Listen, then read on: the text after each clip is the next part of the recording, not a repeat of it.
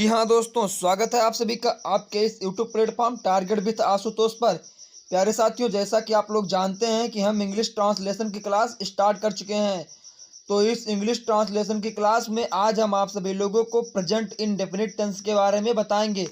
इससे पहले हम जो है use of is, am are, was, were, has, have, had और टेंस की बेसिक जानकारी से संबंधित वीडियोस को है इस यूट्यूब प्लेटफॉर्म पर अपलोड कर चुके हैं। तो आप लोग उन सभी वीडियोस को देखना ना भूलें।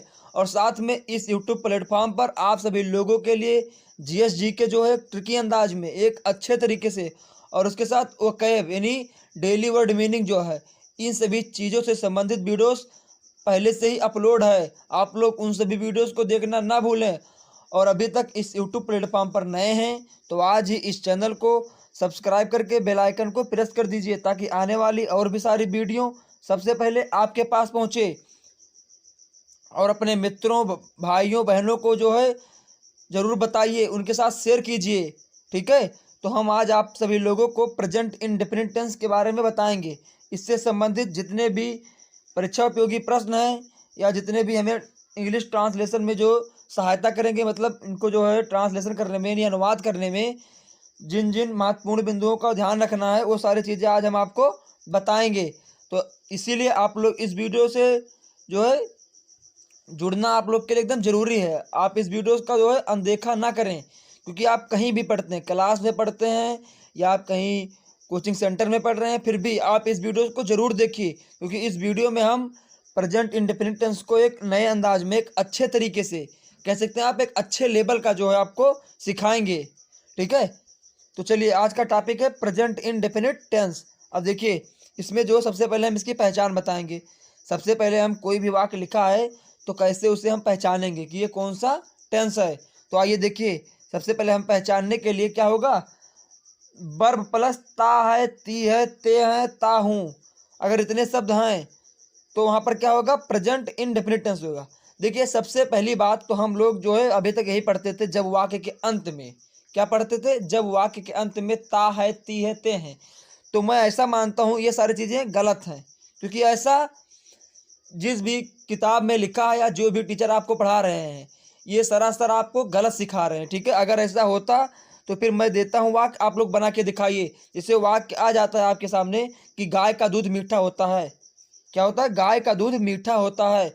अब आप बताइए, उसमें भी तो ता है आता है ना, लेकिन आप उसको बनाइए प्रेजेंट इंडेफिनिट की तरह, कभी नहीं बनेगा। जो टीचर्स आपको ऐसा पढ़ा रहे हैं वो सरासर आपके साथ अन्याय कर रहे हैं, आपको गलत पढ़ा रहे हैं।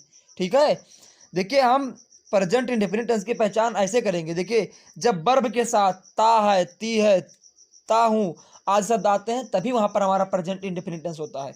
वैसे तो इसमें भी आता था, क्या बोलते हैं, जो है use of has, have, had में भी तो मैं 4 पेन रखता हूँ, तो वहाँ भी तो ता हूँ आता है। ठीक है, तो हमें सबसे पहली चीज़ जो है ये ध्यान रखनी है कि हमें सबसे देखना है वर्ब, और वर्ब के साथ यानी क्रिया के साथ ता है, ती है, ते है, ता हूँ, अगर इतने शब्द लगे हैं तभी वहाँ पर प्रेजेंट इंडेफिनिट टेंस होगा। और उस वाक्य का जो है अनुवाद हम इसी प्रेजेंट इंडेफिनिट टेंस के रूल की तरह बनाएंगे। ठीक है, तो आप लोग के समझ में आ गया होगा अच्छे से अब कि वर्ब प्लस ता है, ती है, ते हैं, ता हूँ आज सब जब आएंगे प्लस काम अनिश्चित होगा, तो वहाँ पर प्रेजेंट इंडेफिनिट टेंस होगा। अब आज से हमको ये नहीं बोलना है कि जब वाक्य के अंत में ता है, ती है, ते हैं, ये गलत है। ठीक है, तो देखिए इसमें रूल है, पहला रूल जो है एक वचन करता है यानी सिंगुलर नंबर सब्जेक्ट, ये क्या होते हैं, ही होते हैं, सी, इट या किसी का नाम, ये आप लोग जानते ही होंगे, क्योंकि इससे पहले हम 3 वीडियोस में आपको चीज़ बता चुके हैं।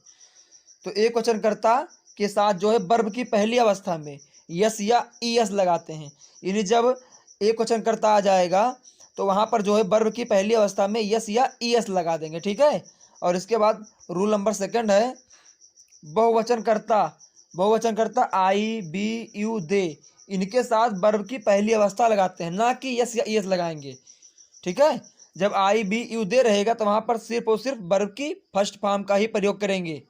इसके बाद हम इसका आप लोग को स्ट्रक्चर दिखाएंगे, मतलब संरचना, कि कैसे हमें वाक्य को अरेंज करना है। ठीक है, सही क्रम में लगाना है। तो देखिए, सबसे पहले हमें सब्जेक्ट लिखना है, इसके बाद वर्ब, वर्ब की फर्स्ट फॉर्म, ये कब होगा, ये जो संरचना है ये है जब बहुवचनकर्ता में हो, जब हमारा सब्जेक्ट बहुवचनकर्ता में हो तब। तो सबसे पहले हम सब्जेक्ट लिखेंगे, उसके बाद वर्ब की फर्स्ट फॉर्म लिखेंगे, उसके बाद ऑब्जेक्ट, और उसके बाद हम अदर वर्ड लिखेंगे। और जब हमारा जो है कर्ता एक वचन में रहेगा तब हम सबसे पहले सब्जेक्ट को लिखेंगे, उसके बाद वर्ब की पहली अवस्था और उसमें यस या ईएस का प्रयोग करेंगे, उसके बाद ऑब्जेक्ट लिखेंगे और फिर अदर वर्ड लिखेंगे। ठीक है, तो जब एक वचन करता रहेगा तो वर्ब की पहली अवस्था में यस या ईएस लगाएंगे, और जब बहुवचन करता रहेगा तो वर्ब की पहली अवस्था का ही सिर्फ प्रयोग करेंगे, ना कि उसमें यस या ईएस लगेगा। तो चलिए अब हम कुछ एग्जाम्पल देखते हैं। तो इसमें पहला एग्जाम्पल है, मैं स्कूल जाता हूँ। क्या है? मैं स्कूल जाता हूँ। तो इससे आप बनाएंगे आई, क्योंकि आई क्या है? बहुवचन है। तो इसके साथ क्या होगा? सॉरी, यहाँ मैंने गलती से कर दिया, यहाँ गोज नहीं, यहाँ गो होना चाहिए। थोड़ा सा जो है उसमें मिसप्रिंट होगा लिखने में, आप लोग थोड़ा इसको सही कर लीजिएगा। यहाँ होगा जो है आई गो टू स्कूल, यानी मैं स्कूल जाता हूँ। देखिए मैं जो है ये बहुवचन में आता है। ठीक है, तो आई और आई के साथ गो होगा। अभी ये होता हुआ है स्कूल जाता है तो ही गोज टू स्कूल, लेकिन यहाँ है मैं स्कूल जाता हूँ तो आई गो टू स्कूल। ठीक है, मैं जो है मतलब आई वो बहुवचन करता है, उसके साथ सिर्फ और सिर्फ वर्ब की पहली अवस्था लगेगी, तो आई गो टू स्कूल। इसके बाद दूसरा वाक्य है, तुम गाना गाते हो। क्या है? तुम गाना गाते हो। तो इसको जो बनाएंगे जो है तुम का होता है यू, और यू भी जो है सिंगुलर नंबर सॉरी बहुवचन करता है, यानी प्लूरल नंबर सब्जेक्ट है। तो यू सिंग ए सॉन्ग। क्या होगा? यू सिंग ए सॉन्ग, तुम गाना गाते हो। अभी ये होता वह गाना गाता है, तो क्या होता? He sings a song, Ram गाना गाता है तो राम सिंग्स ए सॉन्ग। ठीक है, अब इसके बाद तीसरा वाक्य, मोहन अपने भाई के साथ दिल्ली जाता है। मोहन अपने भाई के साथ दिल्ली जाता है। अब देखिए सबसे पहली चीज़ हमको बताना भूल गए, देखिए इसमें पहचान कैसे करेंगे कि देखो मोहन अपने भाई के साथ दिल्ली जाता है, तो नहीं जाना हो गया वर्ब, और जाना के साथ ही तो ता लगा है, जाता है।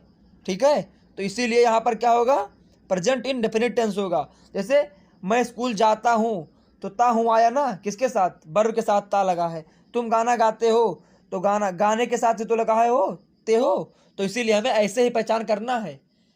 ठीक है, कि जब वर्ब के साथ ता है, ती है, ते हैं, ता हूँ, इतने शब्द जब आएंगे तभी वहां पर प्रेजेंट इंडेफिनिट टेंस होगा, और उसमें एक वचनकर्ता के साथ वर्ब की पहली अवस्था में यस या ईएस लगाएंगे, और जब बहुवचन करता रहेगा तो सिर्फ और सिर्फ वर्ब की फर्स्ट फॉर्म का यानी पहली अवस्था का ही प्रयोग करेंगे। अब देखिए मोहन अपने भाई के साथ दिल्ली जाता है, तो Mohan goes to Delhi his brother. Mohan goes to Delhi his brother. देखिए यहाँ जो है मोहन एक वचन करता हो गया, इसके साथ वर्ब की पहली अवस्था में यस या ईएस जरूर लगेगा। इसके बाद goes to Delhi his brother. देखिए यहाँ पर जो है हम बोलते हैं आपको, आप लोग को बताएं कि वर्ब की पहली अवस्था में यस या ईएस लगाते हैं, और बहुत से टीचर्स या बहुत से यूट्यूब वाले या बहुत सी किताबों में आपको लिखा मिलेगा कि एक वचनकर्ता के साथ वर्ब की जो है पांचवी फॉर्म का प्रयोग करेंगे, यानी पांचवी अवस्था का प्रयोग करेंगे। तो पांचवी अवस्था का मतलब यही यस या ईएस वाला फॉर्म। ठीक है, तो इसके बाद जो है अब हम ये चीज़ आपको बताएंगे कहाँ पर यस लगेगा और कहाँ पर ईएस लगेगा। जब हम आप लोग को वर्ब का टॉपिक पढ़ाएंगे जो है वावेल और कॉन्सोनेंट के बारे में, तब हम आपको वहाँ पर बताएंगे कि कहाँ पर यस लगता है और कहाँ पर ईएस लगता है। ठीक है, तो आप लोग इस चैनल टारगेट विद आशुतोष को सब्सक्राइब करके बेल आइकन को प्रेस कर दीजिए, ताकि और भी आने वाली सारी वीडियो सबसे पहले आपके पास पहुँचे, और अच्छी अच्छी जो है जानकारी आप जो है अच्छे तरीके से एक नए अंदाज में जो है ले सकें, और अपने सभी सहपाठियों, मित्रों, भाइयों, बहनों के साथ जरूर साझा करें। उनको बताएं कि ये टारगेट विद आशुतोष पर इंग्लिश ट्रांसलेशन की क्लास स्टार्ट हो चुकी है। हम लोग अधिक संख्या में जुड़कर इस क्लास का आनंद उठाएं, और जो है हम अपने टीचर्स का हौसला बढ़ाएं, ताकि ये अच्छे अच्छे वीडियो बनाने का जो है प्रयास करें। ठीक है, तो देखिए इसमें चौथा वाक्य, मेरी माता जी खाना पकाती हैं। मेरी माता जी खाना पकाती हैं, तो मेरी माता जी यानी माई मदर, फिर जो है पकानी, माई मदर क्या होगा? एक वचन हो गया। कुक्स फूड यानी my mother कुक्स food, my mother कुक्स food, मेरी माता जी खाना पकाती हैं, माई मदर कुक्स फूड। अब देखिए कुक मिस होता है पकाना, और माई मदर एक वचन है तो इसके साथ यस लग जाएगा। ठीक है, तो माई मदर कुक्स फूड, मेरी माता जी खाना पकाती हैं। इसके बाद हम चलेंगे नेगेटिव सेंटेंस यानी नकारात्मक जो है वाक्य की ओर। तो नेगेटिव की हिंदी होती है नकारात्मक या निषेधात्मक वाक्य। अब देखिए नकारात्मक किसे कहते हैं, तो जिन वाक्यों में नहीं शब्द लगा रहता है, ठीक है। तो जिन वाक्यों में नहीं शब्द लगा रहता है तो उनका अंग्रेजी अनुवाद करते समय डज नॉट और डू नॉट का प्रयोग करते हैं। इन जिन वाक्यों में नहीं शब्द लगा रहता है तो उनका अंग्रेजी अनुवाद करते समय डज नॉट या डू नॉट का प्रयोग करते हैं। अब देखिए कहाँ पर डज नॉट लगेगा और कहाँ पर डू नॉट लगेगा, तो थोड़ा गौर करके देखिएगा। जब एक वचन करता होगा तो वहां पर जो है डज नॉट का प्रयोग होगा, और जब बहुवचन करता होगा तो वहां पर डू नॉट का प्रयोग होगा।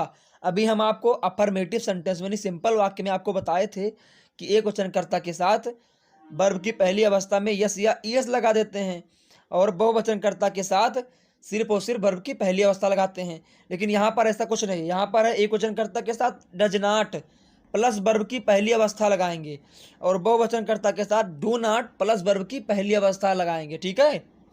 तो एक वचनकर्ता हो चाहे बहुवचनकर्ता हो, दोनों के साथ वर्ब की पहली अवस्था ही लगेगा। सिर्फ कहाँ है, एक वचनकर्ता के साथ डज नॉट लगेगा और बहुवचनकर्ता के साथ डू नॉट लगेगा, ठीक है। चलिए देखिए अब इसका कुछ एग्जाम्पल हम आपको दिखाएंगे। इसमें पहला एग्जाम्पल है सोहन स्कूल नहीं जाता है। तो सोहन क्या है, एक वचन है, तो सोहन, उसके बाद डज। देखिए यहाँ पर लगा ईएस ना, तो अब जो है इसमें नहीं लगेगा मूल वर्ब में, तो Sohan does not go to school. अब यहाँ पर ईएस मत लगा देना क्योंकि यहाँ पर लग चुका है, ठीक है। देखिए ये हेल्पिंग वर्ब होती है, डू और डज जो है ये प्रेजेंट इंडेफिनिट टेंस की हेल्पिंग वर्ब होती है, ठीक है। और जो ये गो, ईट और ये सी हो गया, और प्रिपेयर या कुक्स या सिंग, ये सब जो होती है मेन वर्ब होती है, ठीक है, यानी मुख्य क्रिया। और जो है जो डू और डज है ये यहाँ प्रेजेंट इंडेफिनिट टेंस की जो है हेल्पिंग वर्ब यानी सहायक क्रिया होती है, ठीक है। तो हम सहायक क्रिया में ही यस या ईएस लगाएंगे जब नेगेटिव और इंट्रोगेटिव हमारा वाक्य रहेगा तब। तो यहाँ पर है सोहन स्कूल नहीं जाता है, तो Sohan does not go to school. इसके बाद दूसरा वाक्य तुम खाना नहीं खाते हो, तो you do not eat food. You जो है बहुवचन है तो इसीलिए यहाँ पर डू का प्रयोग होगा, तो you do not eat food. इसके बाद तीसरा वाक्य वह आगरा ताजमहल देखने नहीं जाते हैं। वह आगरा जो ताजमहल देखने नहीं जाते हैं, तो वह का होता है दे है बहुवचन, तो इसके साथ डू होगा, और नहीं का नॉट, तो they do not see means देखना द ताजमहल। वह आगरा, और जो है गलती से हो गया है, यहाँ होना चाहिए दे do not see the Taj Mahal Agra, ठीक है। इसके बाद जो है चौथा वाक्य तुम्हारा भाई चाय नहीं बनाता है, तो your brother does not prepare T. Your brother does not prepare T, तुम्हारा भाई चाय नहीं बनाता है। यहाँ आप लोग आगरा लिख लेना, ठीक है, गलती से टाइपिंग में मिस्टेक हो जाती है।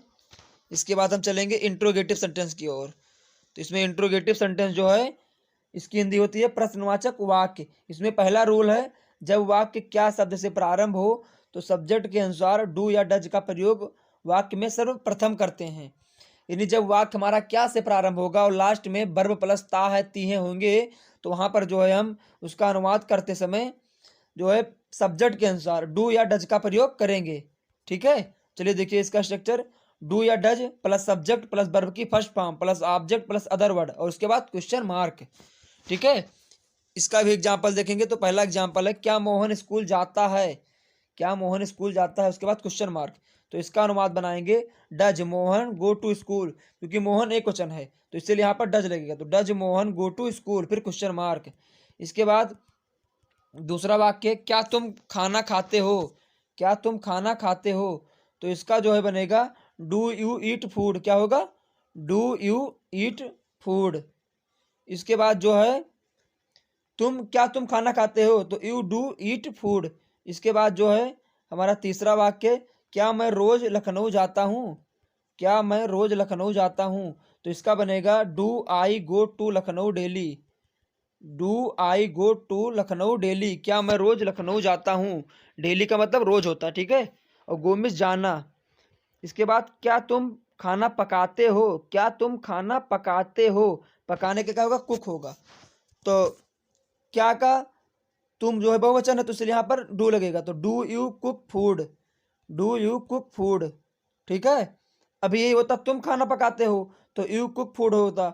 यही होता वह खाना पकाता है तो यू कुक्स फूड होता, ही कुक्स फूड होता, ठीक है। ऐसे ही हमें वाक्य को बनाना है, होता वह खाना पकाता है तब ही कुक्स फूड, तुम खाना पकाते हो यू कुक फूड, ठीक है। अभी होता क्या वह खाना पकाता है, तो डज ही कुक फूड। ठीक है। अब इसके बाद हम चलेंगे नियम नंबर 2 की ओर। नियम नंबर 2 है, जब कोई प्रश्नवाचक शब्द वाक्य के बीच में आ जाए तो उसकी अंग्रेजी वाक्य में सबसे पहले लिखते हैं। जब कोई प्रश्नवाचक शब्द वाक्य के बीच में आ जाए तो उसकी अंग्रेजी वाक्य में हम सबसे पहले लिखते हैं, जैसा कि हम इजमार में, वाज वेयर में और हैज हैव में कर चुके हैं। तो देखिए इसमें पहला एग्जाम्पल है, तुम कहाँ रहते हो। तो कहाँ जो है ये प्रश्नवाचक शब्द है, तो कहाँ का होता है होयर, और तुम जो है बहुवचन है, तो होयर डू यू लिव, तुम कहाँ रहते हो, होयर डू यू लिव। इसके बाद क्वेश्चन मार्क। उसके बाद दूसरा वाक्य, तुम सुबह सुबह किसको पढ़ाते हो, तुम सुबह सुबह किसको पढ़ाते हो। देखिए इंट्रोगेटिव का मतलब होता है जो प्रश्न पूछे, वही इंट्रोगेटिव, यही वही प्रश्नवाचक वाक्य। तो इसमें क्या कह रहा है, तुम सुबह सुबह किसको पढ़ाते हो, यानी क्वेश्चन पूछा जा रहा है तुमसे। तो इसका अनुवाद बनेगा whom do you teach in morning। whom का मतलब होता है किसको, तो whom do you teach in the morning, तुम सुबह सुबह किसको पढ़ाते हो। यहाँ गलती से मॉर्निंग जो है अलग चला गया, आप लोग सही यहाँ लिख लेना, MORNING। ठीक है, मॉर्निंग। इसके बाद है, यह लड़का वहाँ रोजाना क्या करता है, यह लड़का वहाँ रोजाना क्या करता है। तो इसका बनेगा, देखिए क्या का व्हाट होता है, what does this boy do the daily.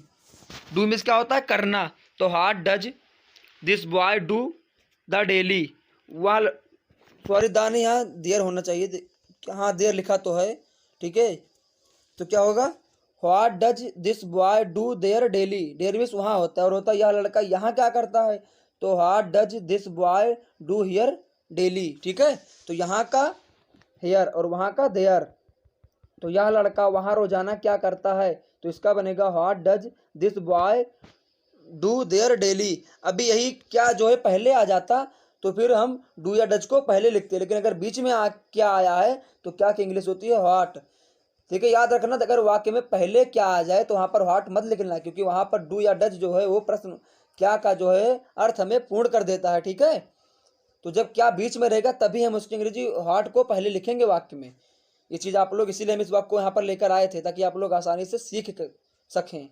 इसके बाद जो है हम कुछ और भी एग्जाम्पल आपको दे रहे हैं जिसके माध्यम से आपको ये चीज़ आसानी से क्लियर हो जाए। तो इसमें है पहला, हम झूठ नहीं बोलते हैं, हम झूठ नहीं बोलते हैं। तो इसका बनेगा we do not tell a lie. Lie means होता है झूठ, टेल मीन्स बोलना, तो we do not tell a lie, हम झूठ नहीं बोलते हैं। इसके बाद दूसरा है, मेरी गाय दूध नहीं देती है, मेरी गाय दूध नहीं देती है। तो my cow does not give milk, my cow does not give milk, मेरी गाय दूध नहीं देती है। ठीक है, इसके बाद तीसरा वाक्य, क्या आप पर विभिन्न प्रकार के खाना खाते हैं। फिर यहाँ गलती से मिसप्रिंट, बहुत आज मिसप्रिंट हुआ है, क्या आप विभिन्न प्रकार का खाना खाते हैं, यहाँ ये होना चाहिए, क्या आप विभिन्न प्रकार का खाना खाते हैं। ठीक है, क्या आप विभिन्न प्रकार का खाना खाते हैं, तो ये इसका होगा do you eat different types of food, do you eat different types of food. Do क्या, यू मिस आप, ईट मिस खाते हैं, डिफरेंट मिस विभिन्न, और टाइप मिस प्रकार के, आप फूड मिस भोजन को, यानी क्या आप विभिन्न प्रकार के भोजन खाते हैं। तो do you eat different types of food, types miss होता है प्रकार और डिफरेंट मिस भिन्न भिन्न या अलग अलग। इसके बाद लास्ट वाक्य, क्या भारतीय किसान मेहनत करते हैं, क्या भारतीय किसान मेहनत करते हैं। तो इसका बनेगा डू इंडियन फार्मर्स लेबर्स। ठीक है, लेबर्स मिस क्या होता है मेहनत करना, लेबर्स मिस मेहनत करना है, लेबर। तो डू इंडियन फार्मर्स लेबर, क्या भारतीय किसान मेहनत करते हैं। देखिए मुझे उम्मीद है कि ये वीडियो आप लोग के समझ में अच्छे से आया होगा, और इसके बाद हम अगले दिन जो है प्रेजेंट कंटिन्यूअस टेंस को लेकर आएंगे, उसे एक अच्छे तरीके से हम सिखाएंगे जिस तरह आपको ये चीज़ सिखाए हैं। देखिए इसमें सीखने वाली बात यही है जो मैं सबसे अलग पढ़ाया हूँ हर टीचर से, हर जो है बुक से, क्योंकि वहाँ पर आपको यही चीज़ मिलता है जब वाक्य अंत में ता है ती है। और आप खुद सोचो, अगर जब वाक्य अंत में ता है ती है ते है होता तो आप वाक्य को बनाओ कि मेरी गाय दूध देती है, या गाय का दूध नहीं है तो बनेगा कि मेरी गाय दूध देती है, ये तो टेंस में है ही। जब बनेगा गाय का दूध मीठा होता है, दही खट्टा होता है। ठीक है, तो इन सब वाक्यों को जब आप बनाओगे तो ये प्रेजेंट इंडेफिनिट टेंस में नहीं बनेगा। ठीक है, यहाँ पर ये जो हमारा नियम है, पहचान हम लोग पढ़े हैं शुरू से कि जब वाक्य अंत में ता है ती है, तो वहाँ पर यह चीज़ सरासर गलत हो रहा है। इसीलिए हमें सबसे पहली चीज़ यही देखना है कि वर्ब के साथ ता है ती है, ते हैं ता हूँ जब होगा, तभी वहाँ पर हम प्रेजेंट इंडेफिनिट टेंस के रूल की तरह वाक्य को बनाएंगे। तो धन्यवाद, मिलते हैं नेक्स्ट वीडियो में कुछ नया लेकर। तब तक के लिए आप हमारे YouTube channel target with Ashutosh पर जाकर और भी वीडियोस को देखते रहिए और स्वस्थ रहें, व्यस्त रहें, अपने लक्ष्य की प्राप्ति के लिए अग्रसर रहें। धन्यवाद।